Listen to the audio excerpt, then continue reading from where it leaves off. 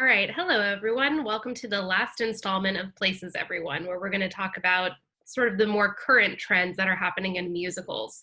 As I left off in my last lecture, and I'm sorry I had to essentially cut out all of the listening examples that I embedded in my video, be sure to check out the YouTube links. I'll include the most comments in the video as well, but you should watch the 3 sections of West Side Story on your own for sure. The big thing that happens in musicals is this um, gravitation to the big blockbuster hits, what I call the mega musicals, the things that have, almost like pyrotechnics on stage. They are the grandest kind of showcasings of theater and dance and choreography and set design and costume design, and you name it, it's probably in a musical that's been popular in the 80s, 90s, and 2000s to today. Probably the most well-known of all of the musicals out there is the longest running musical, and that is Andrew Lloyd Webber's The Phantom of the Opera. When I was in high school, I loved this. I happen to think it's pretty corny now, but it doesn't matter. There are a number of things that are very overly dramatic and fun about it. First off, it's a musical within a musical that has a musical within it, and it's all of the sets that are used are incredibly elaborate, including the huge theater that everything takes place in, which is fun because you're also watching it in a theater. So there's this kind of cool immersive element within it. Each of the vocal parts, especially for Christine, the leading soprano, she's supposed to be a very good soprano on stage as well. This is a trend that comes up a lot in musicals, the idea that in order to make music a convincing element of the plot, one of the characters or even the main character is a musician of some sort. In this case, the Phantom of the Opera lives underneath or in the catacombs or in and around the area of this kind of haunted theater, and he falls in love with Christine, the soprano of immense beauty and skill, who is very compassionate towards him. So for those of you who haven't seen Phantom of the Opera, there are a number of staged versions on YouTube that you could do your concert report on for sure. I happen to still really enjoy the opening. And while this is not like a Broadway production of it, I don't want it to get cut from my listening example or my lecture segment. I'm going to play you just like a smaller theater's version, which still does the introduction in the same iconic way, where we're dealing with a chandelier that kind of places the audience in the drama itself, because one of the location for the entire event that we see on stage, well, for the most part, is going to be the inside of the theater and the catacombs of it. So let's go ahead and watch the overture or the sort of chandelier portion of the Phantom of the Opera. Hold on while I toggle over to my other screen. All right, here we go. The introduction to Phantom of the Opera, the prologue and overture.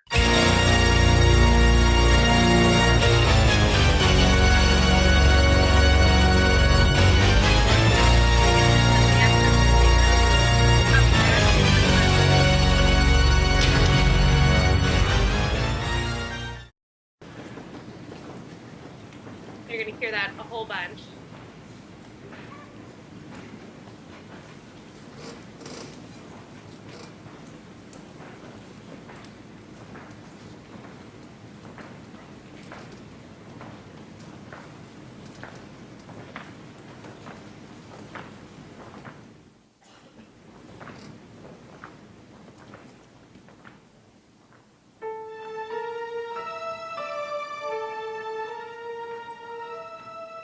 That's going to be an important musical moment later.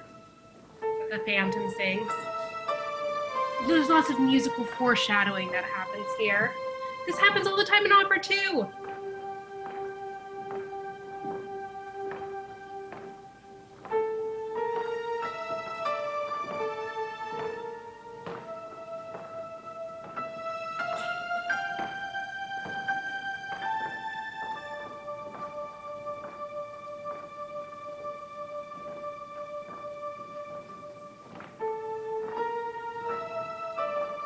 So the music here is supposed to give us a sense of mystery.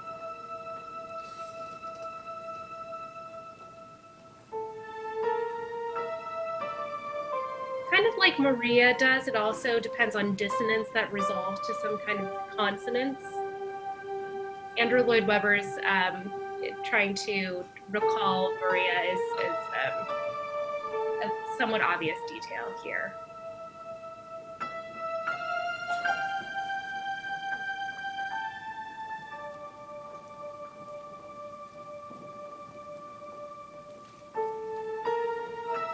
The overture can often function like opening credits do in a film as well, giving us an idea as to like the genre that the performance is going to fall into.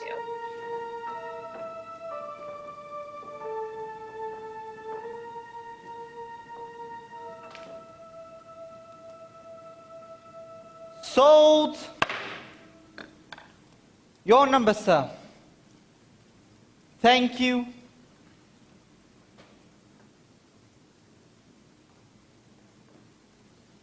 Lot 663, then, ladies and gentlemen, a poster from this house's production of Hannibal by Shelley Mo. Showing here. Do I have 10 francs? 5, then. 5, I am bid.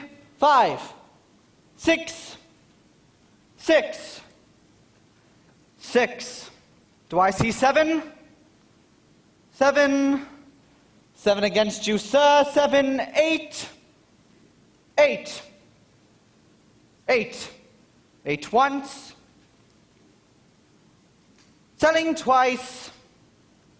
Sold. To Raoul Vicomte de Chagny. Thank you very much.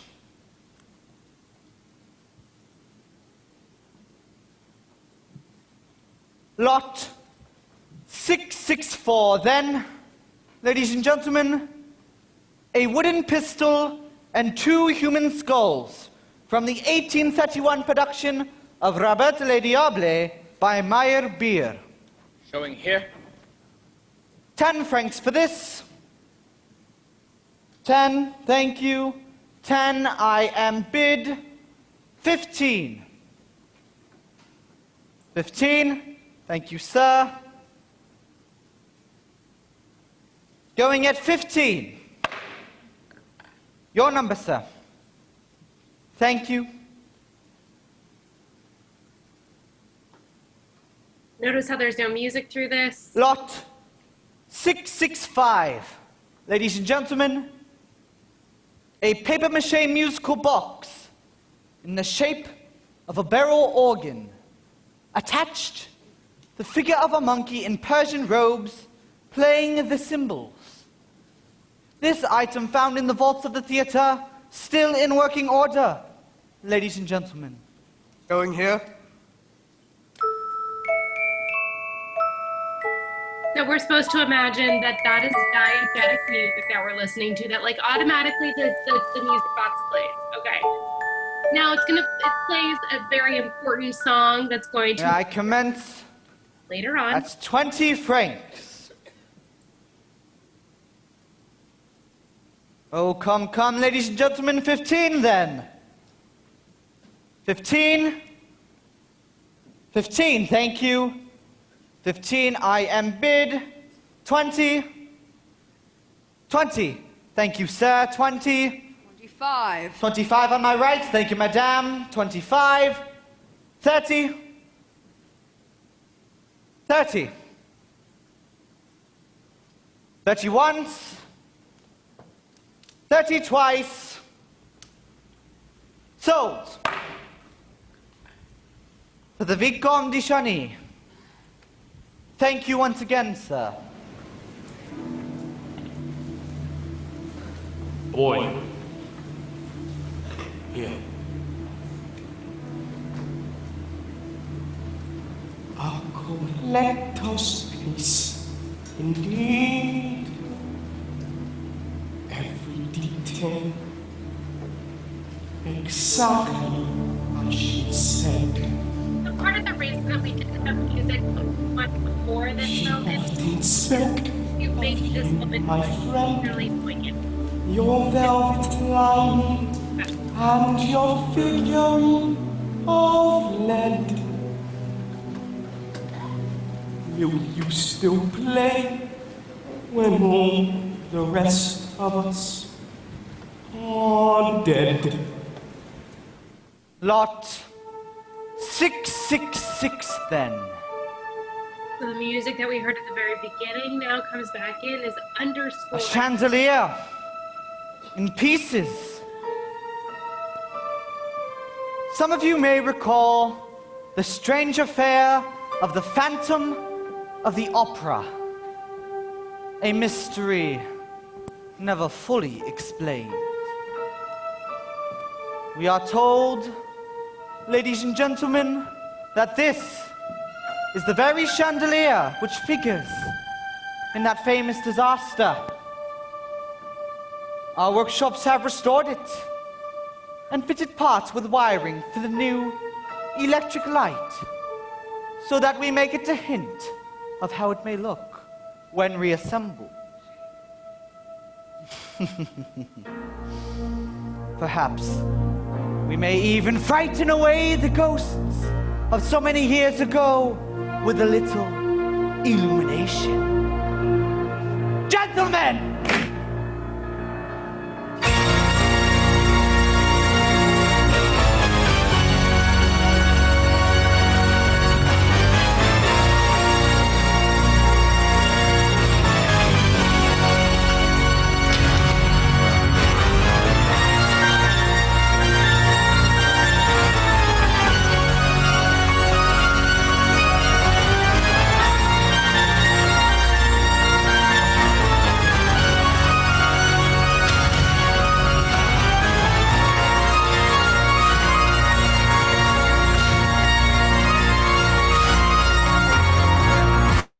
Okay, so effectively, this gets us to be transported to the past where the chandelier was operable, which is exactly what we're using it to do as like a huge pivot into the actual beginning of the Phantom of the Opera. So that is a really iconic set piece in music theater. I have a really short snippet that I'm even going to cut shorter that talks a little bit about that particular set piece as it's seen on Broadway. Now, the one this production that I showed you is like it's like a very good like amateur production. It's very very cute and incredibly well done. I love the fact that the orchestra is in the middle here, where usually they would be more concealed by a pit, but we're in a more pit-like configuration where they wouldn't be able to do anything in the around the performers. Let me show you this other video about this iconic set piece. So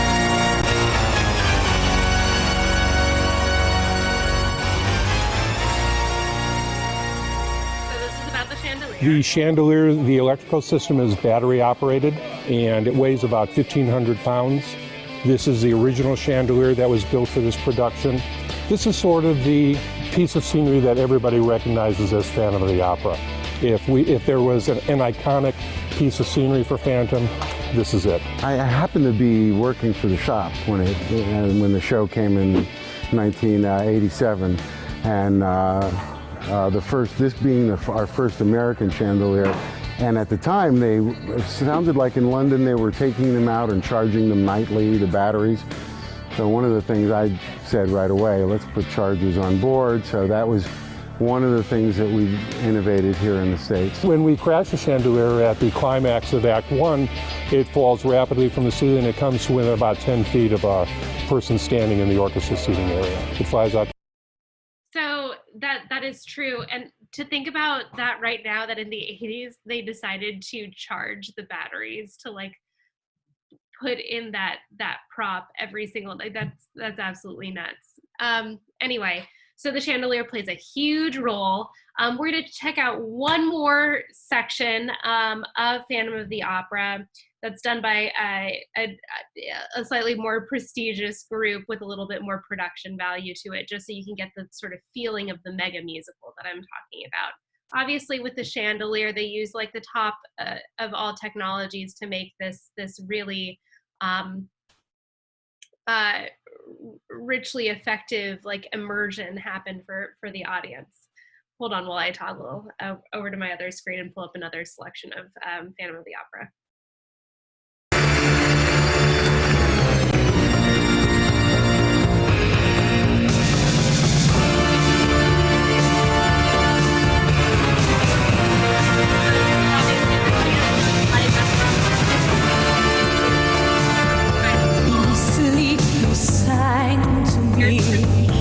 In dreams he came, that voice which calls to me and speaks my name.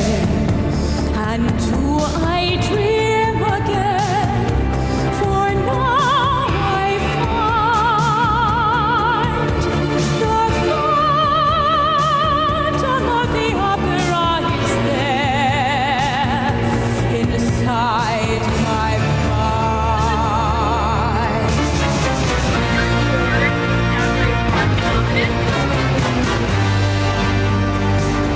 Sing once again with me, a strange duet. My power over you grows stronger yet. And though you turn from me to glance behind, the phantom of the opera is there inside your mind.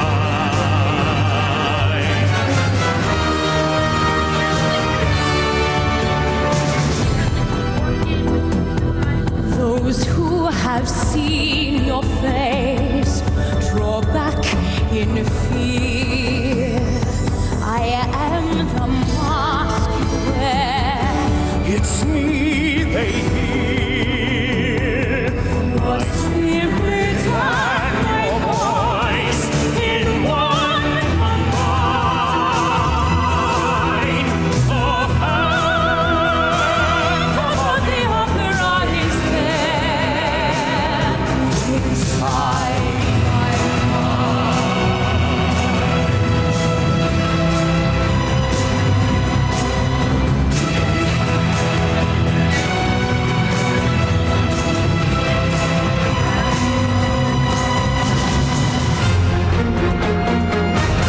in all your fantasies, you always knew that man and mystery were both in you. And in this labyrinth, when night is blind, the phantom of the opera is here inside my mind. sing, my angel of music. There, the phantom of the opera. Sing for me.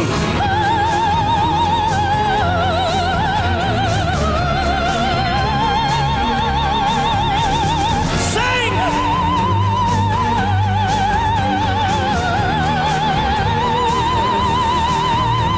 Sing.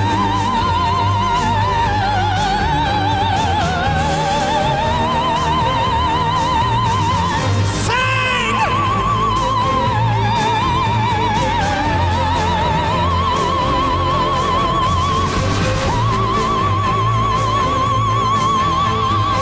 Sing.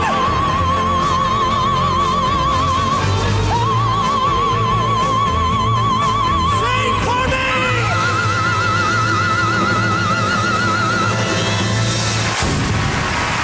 Nice. Well done. So really impressively rangy music as well. That's very heated in terms of the instrumentation. So there's obviously some contemporary elements to it, the synthesizer and the very electric guitar solo that comes in towards the end there. But this whole thing is about showing the Phantom's power over Christine. There are a number of different versions of this online. Again, you have to watch a theatrical thing for your concert report, but if you've never seen Phantom of the Opera, there's a reason why it's the longest running musical. It's got a lot, and it is at the very least very entertaining. And the music is fun too. So lastly, I want to talk a little bit about what a sort of different approach outside of actually the completely opposite approach to doing these like mega big blockbuster musicals, and that's stuff like that's done off Broadway as a way to get on Broadway. Lin Miranda Manuel's opera, sorry, not opera, musical Hamilton, wow, took this very avenue and path. And what's really admirable is I think that it, as an off-Broadway production, it had to, by design, use a lot of economy. So what you really have is like a huge emphasis on the music and the musical content. And in this case, we're using like rap and hip hop in order to sort of amplify the importance of the lyrical content here as a way of sort of, interestingly enough, like blending aria and recitative together like you would in the operatic tradition. So Hamilton is still very, very popular. I know right now there actually is a copy of a performance of Hamilton for you guys to watch while you're in quarantine if you wish. I will locate the link to that so you can enjoy it. But I just want to show you one very small segment of Hamilton in order to sort of whet your appetite and to show you one very different way of musical or one different way that musical presentation has gone, and like the avenue that that takes is going from off-Broadway, smaller theaters where you have to think a lot about economy, to the larger theaters. So let me go ahead and pull up a little bit of Hamilton for you to see. Okay, this is a really quick 1-minute segment that just kind of is a montage of different scenes of the performance itself, more so than like showing you a lot about the musical content. I've got one other example after this. I just want you to see overall the economy of what's happening on stage, and that we're again having to put the emphasis on the musical content because we're not doing a lot with showy stage design like you might have had in Phantom of the Opera, for example, or Cats, another Andrew Lloyd Webber creation, right? All right, here we go. I'm past patiently waiting, I'm passionately smashing every expectation, every action's an act of creation. I'm laughing in the face of casualties of sorrow. For the first time I'm thinking past tomorrow. When I am not throwing away my shot, I am not throwing away my shot. And you will just like my country, I'm young, scrappy and hungry, and I'm not throwing away my shot.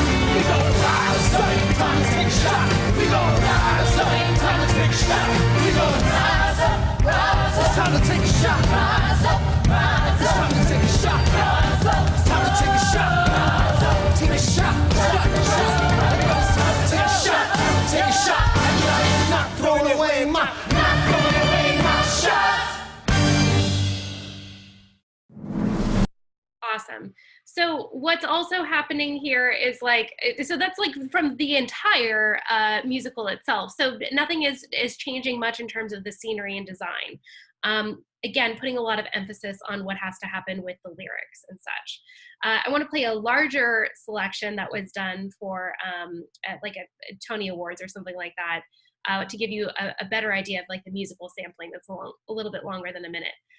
The creator of this, Lin-Manuel Miranda, right? Do I have this right? Yeah, Lin-Manuel Miranda. I sometimes get his two last names sort of mixed around. Performs in the musical as well, which it makes it this kind of a throwback to things that were happening in the Romantic era. The idea of like the composer is also the performer, much like Leonard Bernstein, right? He definitely conducted his performance of West Side Story for sure. In any event, let me go ahead and play the last listening example, a longer selection from Hamilton. All right, here we go. Common. In every art form, in All right, very good. and contemporary, nominated for.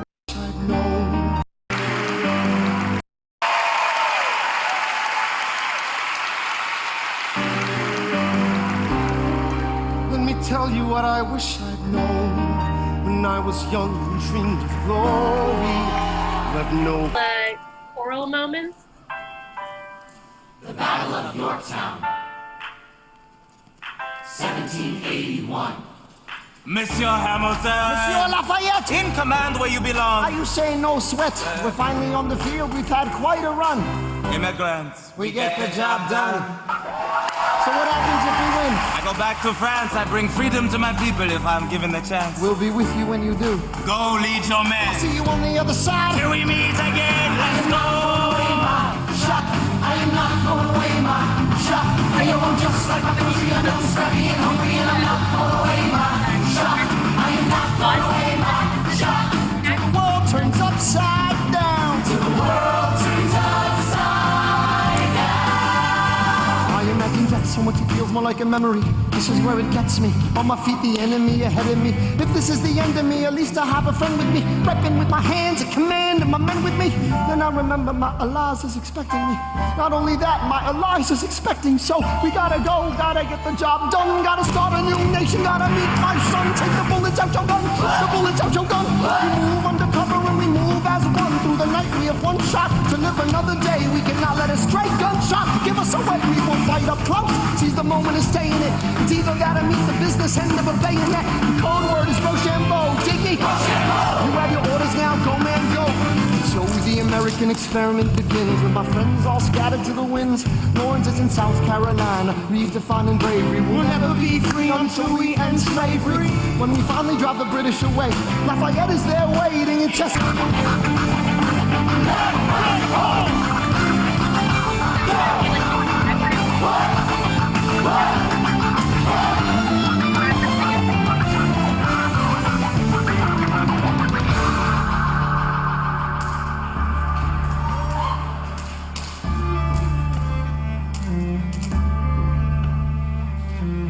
After a week of fighting, a young man in a red coat stands on a parapet. String instrument. We lower our guns as he frantically waves their white handkerchief. And just like that, it's over. We tend to our wounded, we count our dead. Black and white soldiers wonder alike if this really means freedom. Not yet. We negotiate the terms of surrender. I see George Washington smile. We escort the men out of Yorktown. They stagger home single file. Tens of thousands of people flood the streets. There are screams and church bells ringing. And as our fallen foes retreat, I hear the drinking song they're singing. The world turned upside down. The world turned upside down. The world turned upside down. The world turned upside down. Freedom for America! Freedom for France! Gotta start a new nation, gotta meet my son. We won! We won! We won! The world turned upside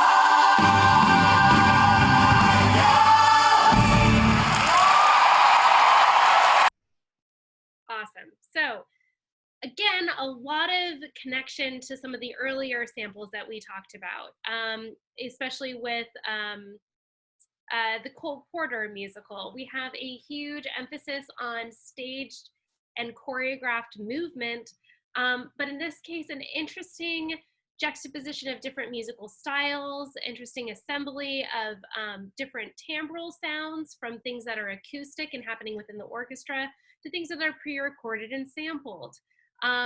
Again, what I think I love most about Hamilton is the idea that that the economy of materials was built right into the design of the piece itself, and that all of this very imaginative storytelling is done within very respectable means, and it doesn't rely on flashiness in terms of excessive costuming or lighting or you know, some of the other elements that maybe some of the mega musicals kind of depend on, that kind of flash and awe, smoke and mirrors kind of thing. There's a lot more that's musically fulfilling, at least for me. So thus concludes our discussion of Broadway and sort of the tradition of the musical.